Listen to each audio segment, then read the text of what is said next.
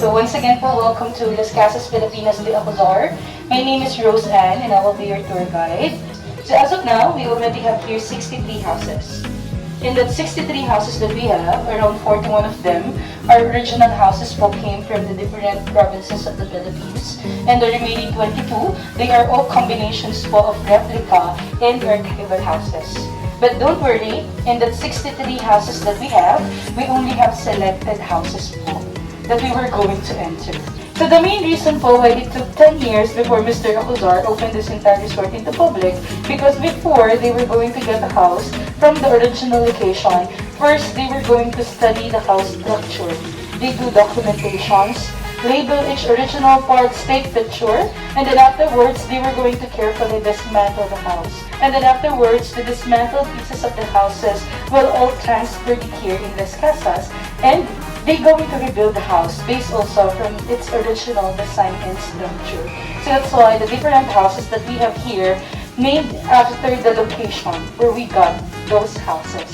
And upon entering, I would like to advise everyone that here we need to remove po our footwear before we step on the house, because that act is one of our old Filipino tradition that we're practicing here in the resort, and it is a sign of giving respect to the owner of the houses. First house po that we have in our heritage tour, this is our Casa Lubao po from Lubao, Pampanga.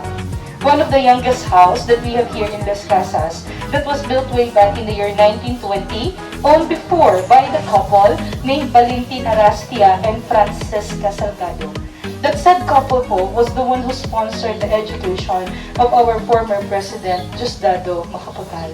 As an exchange po for the good deeds of the couple, the mother of Diosdado, Madam Romana Pangan, became the wet nurse and laundry woman of the family Arastia here in this house in Lubao, Pampanga. The different furnitures po that you can see here inside the house are not actually original from Casa Lubao. These furnitures po are just all collections of Mr. Acuzar. Most are antique and some others are made by our wood carvers po from Betis, Pampanga and Paete, Laguna. The sofa po, by the way, that you can see here at the salas part of the house, as you can observe, it's lower than the usual sofa that we have today. They call this one as knee-high. It's based really on the height of the Filipinos before, because Filipinos are really shorter before. And originally, this Casa Lubao po have around 3 bedrooms, one at the ground floor, and 2 other bedrooms po here at the second floor of the house. And the family po opened this house before the one who sponsored the education. Look at how tiny you look in there. Second room.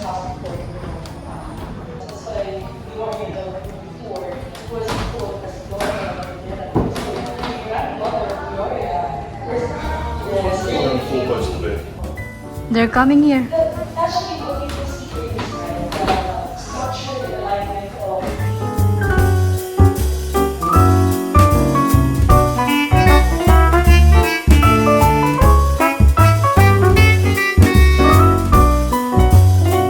Cockfighting is one of the hobby of the Filipinos.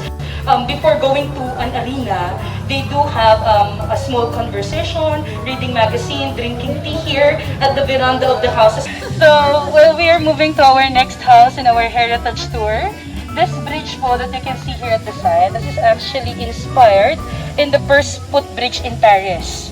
Here po in the resort, to make it more Filipino type, we call it Tulay ni Lola Bashang.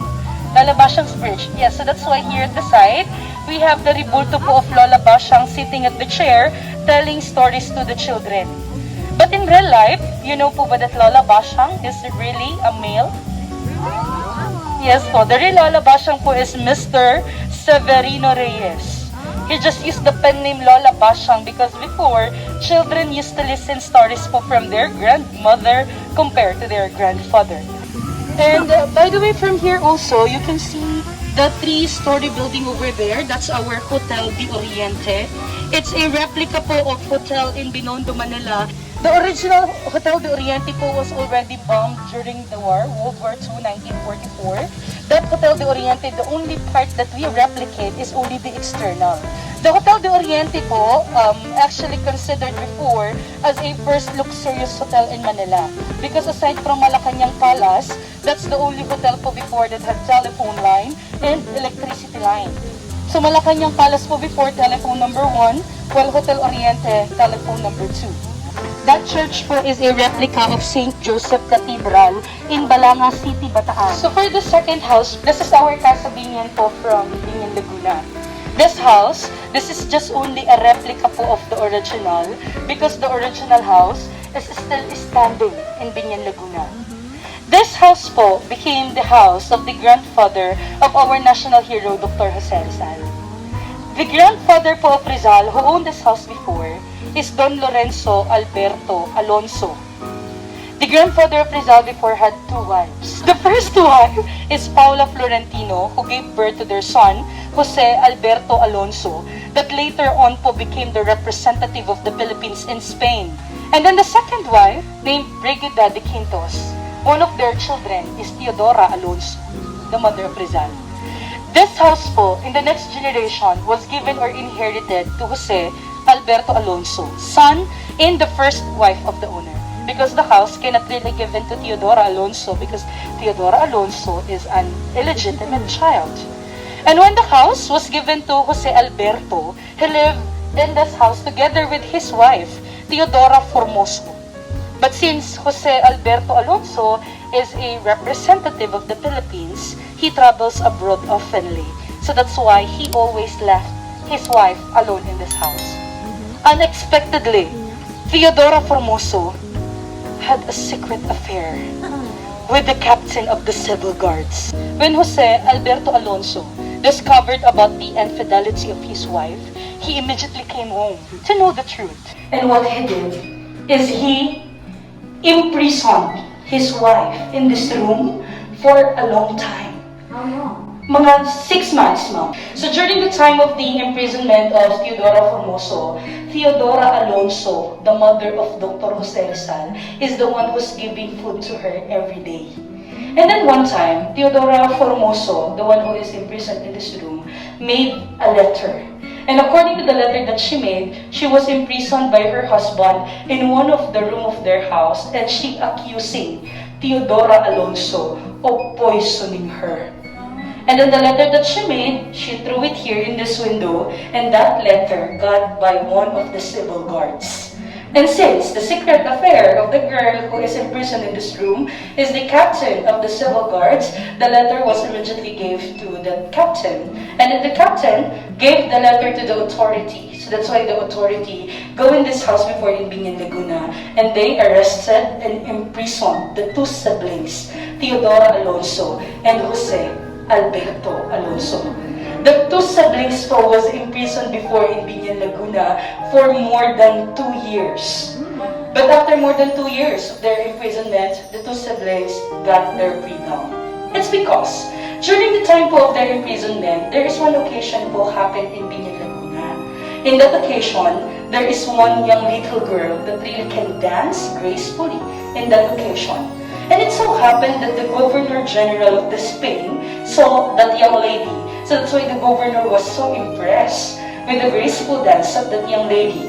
And at the end part of the occasion, the Governor General asked that young lady what does she want in exchange of her graceful dance in that occasion, without knowing that that young lady is the youngest daughter of Teodora Alonso. She is Soledad, sister of Dr. Jose Rizal. So that's why the young Soledad po immediately asked for the freedom of her mother and her uncle in Binyan, Laguna. So that's the reason why the 2 siblings prayed before in Binyan. A small or narrow pathway at the side is what they call volada. That before in the Philippine history, we do have 2 kinds of servants. The side servants or aliping sa gigilid and the in-house servants or aliping namamahay. Alipin sa gigilid po or side servants are the one who use that volada. So they're not allowed here? Yes, ma'am. They are not really allowed to go here. They are not allowed to serve their master face to face. They don't actually have the rights on their own. One of the saddest part of their life is that they can actually give as a gift to the other master. Another original house po that we have here in Las Casas, this is our Casa Baliuag po from Baliuag, Bulacan. Originally, this house po was found at the front of Baliuag Church and owned before by Kapitan Fernando Vergel de Dios. The next house po that we're about to visit is the Casa Quiapo from Quiapo, Manila. Haharap sa altar at mananalamin at sa kalalakad ng paken